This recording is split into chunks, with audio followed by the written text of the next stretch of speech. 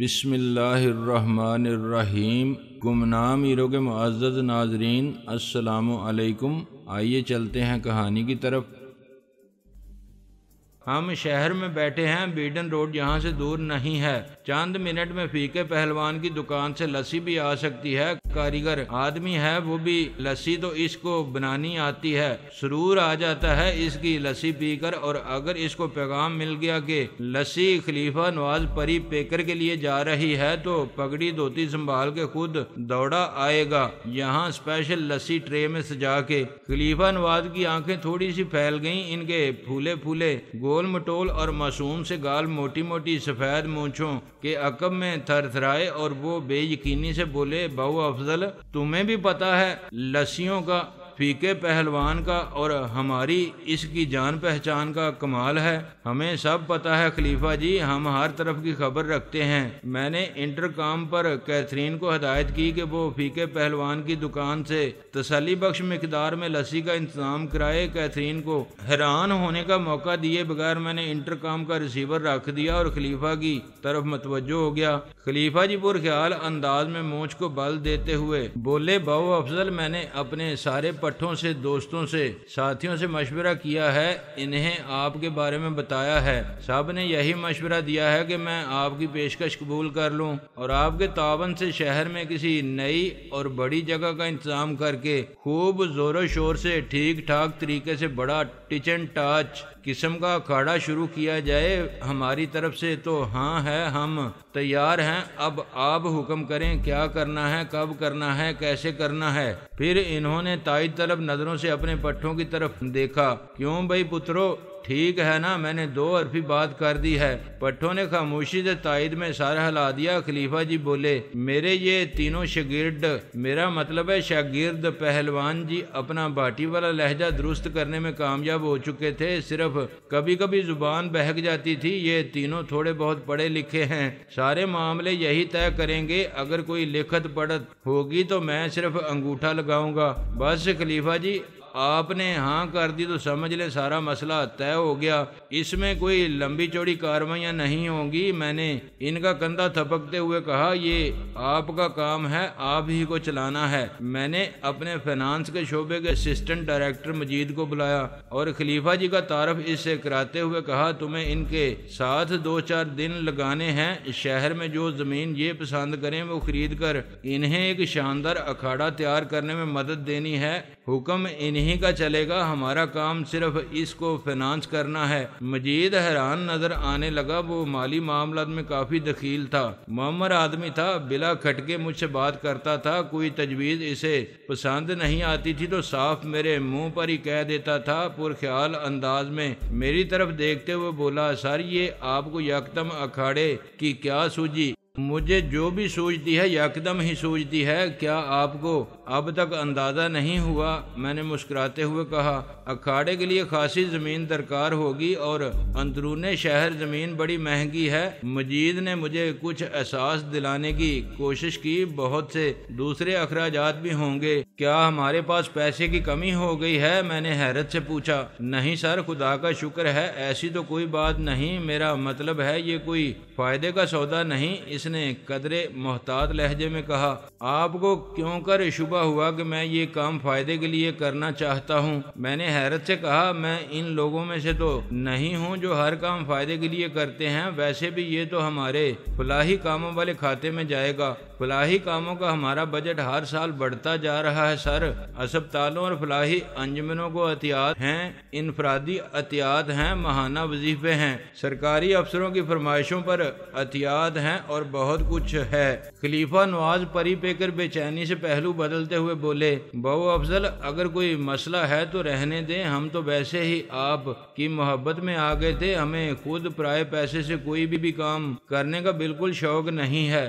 آپ اتنی جلدی ارادے نہ بدلیں خلیفہ جی، میں نے مسکراتے ہوئے انہیں دلاسا دیا۔ آپ سیدھے آدمی ہیں، آپ کو دفتروں وغیرہ سے واسطہ نہیں پڑا، صرف سرکاری دفتروں میں ہی نہیں، پرائیویٹ دفتروں میں بھی جو اکاؤنٹس اور فینانس، میرا مطلب ہے حساب کتاب اور مال پانی والے شعبے کے لوگ ہوتے ہیں، وہ ایسے ہی ہوتے ہیں۔ کسی کو 10 روپے بھی دیتے ہیں تو کچھ اسی تکلیف کے عالم میں دیتے ہیں جیسے اپنی جیب سے قرض دے رہے ہیں۔ دوسرے ان کے منہ سے فوری طور پر کسی کام کے لیے ہاں تو نکلتی ہی نہیں۔ آپ ان کی باتوں کا بالکل برا نہ منائیں، ان سے تو میں خود بھی ڈرتے ڈرتے رقم مانگتا ہوں۔ خلیفہ جی نے غالباً اٹھنے کا ارادہ کر لیا تھا لیکن میری بات سن کر ملتوی کر دیا۔ میں نے اب مسکراہٹ کو بالائے طاق رکھتے ہوئے گہری سنجیدگی سے مجید صاحب کو مخاطب کیا، یہ فلاحی کام ذرا مختلف نوعیت کا ہے۔ اس کا ایک بڑا مقصد اپنی پرانی روایتوں، اقدار اور اپنی ثقافت کے مٹتے ہوئے حصے کو بچانا ہے۔ مجید میرے بدلتے ہوئے لہجے کا مطلب سمجھتا تھا، وہ سعادت مندی سے سر ہلاتے ہوئے بولا، یس سر، سب کام خلیفہ جی کی مرضی کے مطابق ہونا چاہیے اور انہیں ہم سے کوئی شکایت نہیں ہونی چاہیے۔ یوں سمجھو کہ اس پروجیکٹ میں ذاتی طور پر گہری دلچسپی لے رہا ہوں۔ پھر میں نے خلیفہ جی کو مخاطب کیا، آج کے بعد آپ کا زیادہ واسطہ مجید صاحب سے ہی رہے گا، لیکن اگر کسی بھی مرحلے پر آپ کو کوئی پریشانی، بے اطمینانی محسوس کریں تو سیدھے میرے پاس آ سکتے ہیں۔ اب خلیفہ جی نے ہتھے سے اکھڑنے کا ارادہ ملتوی کر دیا تھا۔ کچھ دیر اسی سلسلے میں باتیں ہوتی رہیں۔ اسی دوران بڑے اہتمام سے لسی بھی آ گئی اپنے نئے دوستوں کا ساتھ دینے کے لیے۔ میں نے بھی لسی کا جہازی سائز کا گلاس سنبھال لیا۔ فیقے پہلوان نے خلیفہ نواز پری پیکر کے لیے دست بستہ سلام بھی بھیجا تھا۔ جب وہ باقی تفصیلات طے کرنے اور پروگرام بنانے کے لیے مجید صاحب کے ساتھ رخصت ہونے لگے تو میں نے کہا، خلیفہ جی یہ مت سمجھیے گا کہ ابھی میں نے روپیہ لگایا نہیں اور ابھی سے آپ کے کام میں دخل دینے لگا۔ میں صرف ایک گزارش کرنا چاہتا تھا، ایک تجویز پیش کرنا چاہتا تھا۔ آپ کا دل چاہے تو مان لیجئے گا، پسند نہ آئے تو بے شک ایک کان سے سن کر دوسرے سے نکال دیجئے گا۔ تم حکم کرو افضل پتر، تمہارا حکم آنکھ متھے پر، میرا مطلب ہے سر آنکھوں پر ہوگا۔ خلیفہ جی بڑی اپنائیت سے بولے، میں یہ چاہ رہا تھا کہ اکھاڑا بنیادی طور پر تو ہم اپنے اس قدیم فن کو زندہ رکھنے کے لیے ہی قائم کریں، لیکن اگر ہم اپنی نئی نسل کو دنیا کی جدید ٹیکنیک سے بھی روشناس کرانے کی حتی المقدور کوشش کریں تو کوئی حرج نہیں۔ خلیفہ جی ٹھنڈی سانس لے کر لسی کے جگ کی طرف اشارہ کرتے ہوئے بولے، پتر ویسے تو تم نے اس لسی سے بھی زیادہ گاڑی اردو بولی ہے، لیکن میں تمہارا مطلب سمجھ گیا ہوں۔ تمہارا اشارہ جوڈو کراٹے، باڈی بلڈنگ وغیرہ کی طرف ہے نا؟ آپ بالکل ٹھیک سمجھے خلیفہ جی، میں نے جلدی سے کہا۔ مجھے اس میں اعتراض بھلا کیسے ہوگا باو افضل، مجھے تو خوشی ہوگی، میرا بس چلے تو میں اپنے نوجوانوں کو دنیا کی ہر ٹیکنیک سکھا دوں۔ آج کل ویسے بھی ان طور طریقوں کا بڑا رواج ہے، اگر ہم اپنے اکھاڑے میں ان چیزوں کا بندوبست رکھیں گے تو نوجوان زیادہ جلدی متوجہ ہوں گے اور زیادہ تعداد میں آئیں گے۔ بات یہ ہے پتر کہ جتنا گڑ ڈالیں گے اتنا ہی میٹھا ہوگا۔ گڑ کی آپ فکر نہ کریں، یہ اپنے مجید صاحب شروع میں ذرا کنجوسی کی باتیں کرتے ہیں، بعد میں گڑ کی بوریوں کے منہ کھول دیتے ہیں۔ اب یہ آپ کے ساتھ لگیں گے تو آپ کی توقعات سے بڑھ کر کام کریں گے، میں نے انہیں تسلی دی۔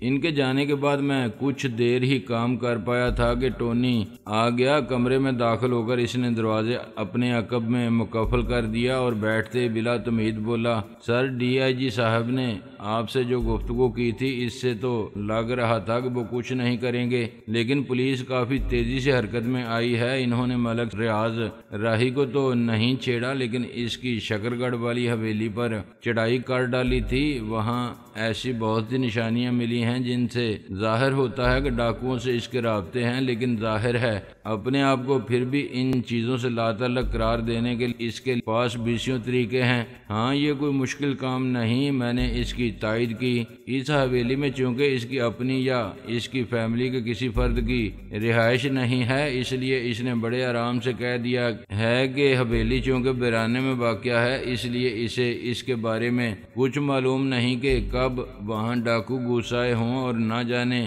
کب تک رہ کر گئے ہوں۔ ہاں یہ تو ہے، میں نے اس بات میں سر ہلایا، ان بیچارے معصوموں کو کہاں کوئی بات معلوم ہوتی ہے۔ جو ایس پی اس پولیس پارٹی کی قیادت کر رہا تھا، اس نے صرف چند افراد کی موجودگی میں بعد میں لاہور میں ملک ریاض سے ملاقات کی تھی۔ ان میں 2 منسٹر بھی شامل تھے۔ بند کمرے میں ان کے درمیان کیا گفتگو ہوئی یہ تو معلوم نہیں ہو سکا، لیکن میرا اندازہ ہے کہ آپ کے بارے میں بھی منسٹروں اور ایس پی کے کان بھرنے کی کوشش کی گئی ہوگی۔ یہ صرف چند گھنٹے پہلے ہی کی بات ہے۔ کوئی بات نہیں، میں نے بے پرواہی سے کہا، ملک ریاض جو کچھ کر رہا ہے اسے کرنے دو، تم اس کے گرد موت کا شکنجہ کسنے کی تیاری جاری رکھو۔ میں اسی لیے آپ سے مشورہ کرنے حاضر ہوا تھا کہ ادھر جب ملک ریاض ایک پولیس افیسر اور 2 منسٹروں کے سامنے آپ کے بارے میں جانے کیا کیا زہر افشانی کر چکا ہوگا، کیا اس کے بعد جلد ہی اس کا مارا جانا آپ کے لیے الجھنیں تو کھڑی نہیں کرے گا؟ میں نے ایک لمحے سوچا، پھر کہا، میں اس کے نتائج کا سامنا کرنے کے لیے تیار ہوں۔ میں اب ملک ریاض جیسے ذمہ داروں،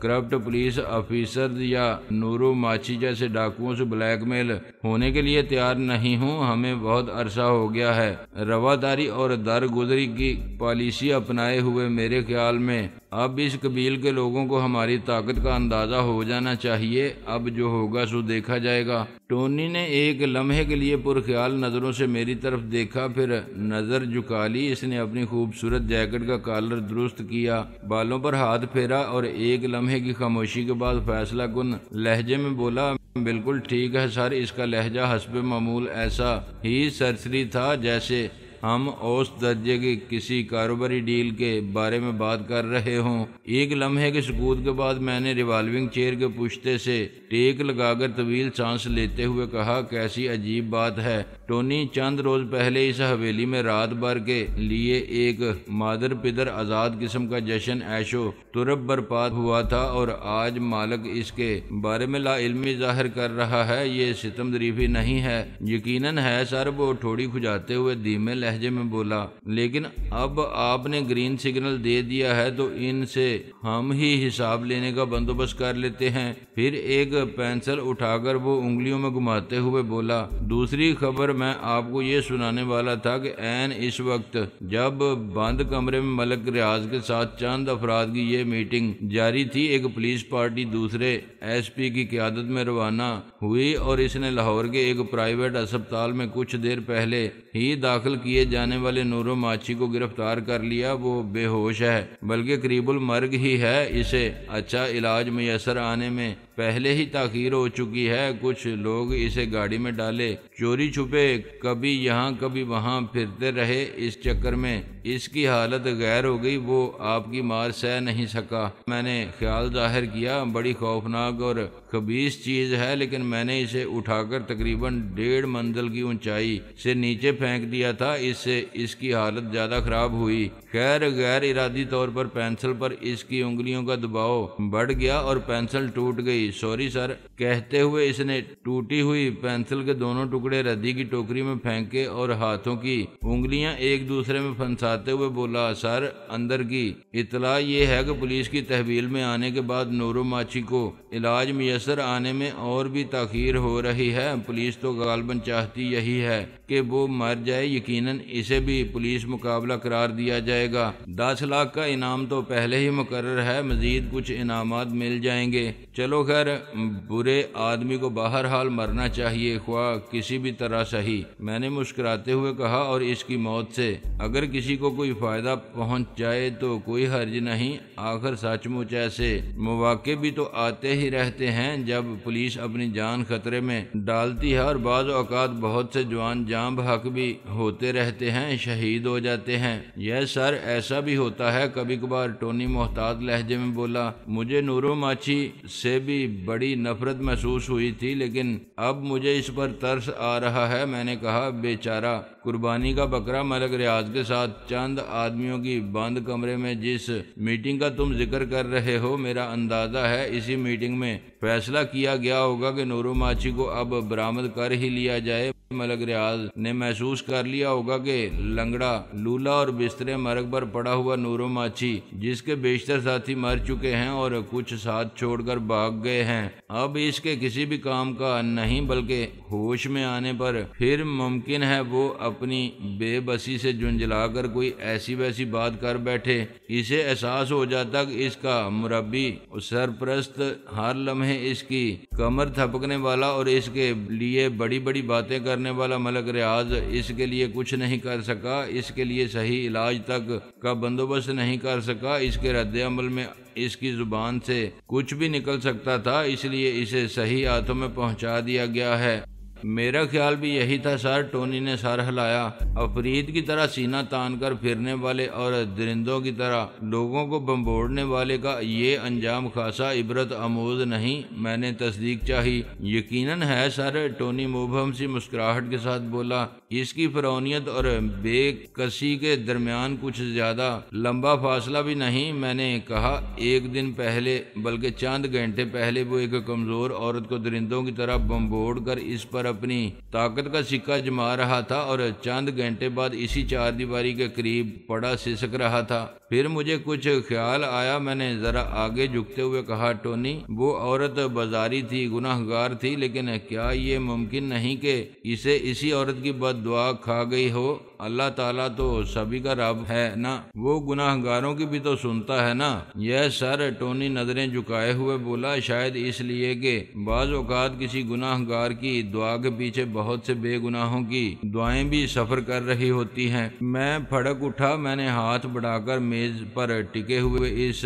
کے ہاتھ تھپ تھپائے۔ اس کے سرخ و سفید ہاتھ زیادہ بڑے نہیں تھے، نفیس اور کچھ نازک سے نظر آتے تھے، لیکن در حقیقت وہ فولاد کی طرح مضبوط تھے۔ وہ باقاعدگی سے باڈی بلڈنگ کرنے والا نوجوان تھا، لیکن اپنی ڈھیلی ڈالی جیکٹ میں سلیم سا ہی نظر آتا تھا۔ بڑے بڑے سنگین معاملات پر بڑے سرسری اور لا ابالی سے انداز میں بات کرنے والا یہ نوجوان کبھی کبھی بڑی گہری بات کر جاتا تھا۔ بہت عمدہ بات کی ہے تم نے، میں کہے بغیر نہ رہ سکا۔ باتیں کرنا اور عمل کرنا دونوں کام آپ ہی کی صحبت میں سیکھے ہیں۔ وہ مسکرایا، پھر ایک لمحے کی خاموشی کے بعد وہ بولا، ملک ریاض راہی والے کام کو میں نے آپریشن MRR کا نام دیا ہے۔ MRR سے مراد ملک ریاض راہی ہی ہے۔ اس آپریشن میں میرے علاوہ 4 آدمی کام کر رہے ہیں۔ پھر جس مرحلے پر جس کی خدمات کی بھی ضرورت پڑتی جا رہی ہے وہ ہم حاصل کرتے جا رہے ہیں۔ اصل اور سب سے اہم خبریں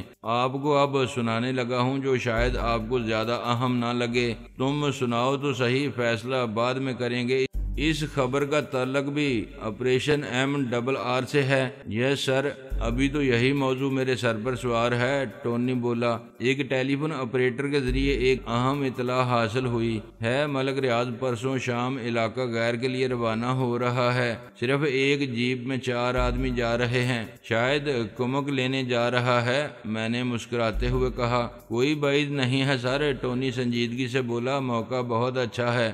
آپ کو معلوم ہی ہے علاقہ غیر تک پہنچنے کے لیے بڑے دشوار گزار راستوں پر سفر کرنا پڑتا ہے۔ بال کھاتی ہوئی تنگ پہاڑی سڑکیں ہیں جو سینکڑوں فٹ کی بلندی تک جاتی ہیں۔ ان کے ایک طرف تراشیدہ پہاڑ ہیں اور دوسری طرف سینکڑوں فٹ گہری کھائیاں۔ یہ تو پھر بھی شہری علاقوں کے راستے شمار ہوتے ہیں، پہاڑی اور جنگلاتی راستے تو اور بھی خطرناک ہیں۔ کسی جگہ تو پہاڑی ندی نالوں پر چوبی تختوں سے بنے ہوئے ایسے پل بھی ہیں جو موٹے موٹے رسوں سے بندے جھول رہے ہیں۔ ان پر سے چند افراد اگر ذرا اجلت کے عالم میں گزریں تو وہ پل ہنڈولے کی طرح جھولنے لگتے ہیں، مگر انہیں پر سے لوگ جیپوں اور مرسیڈیز میں گزرتے ہیں۔ مجھے یاد ہے وہ سب راستے، میں نے کہا، ہم نے ایک ساتھ ان پر بہت سفر کیا ہے۔ کیسا عجیب تھا نوجوانی کا وہ دور بھی تمہاری تو اس وقت مسیں بھی نہیں بھیگی تھیں۔ عدم آگہی میں کیسی راحت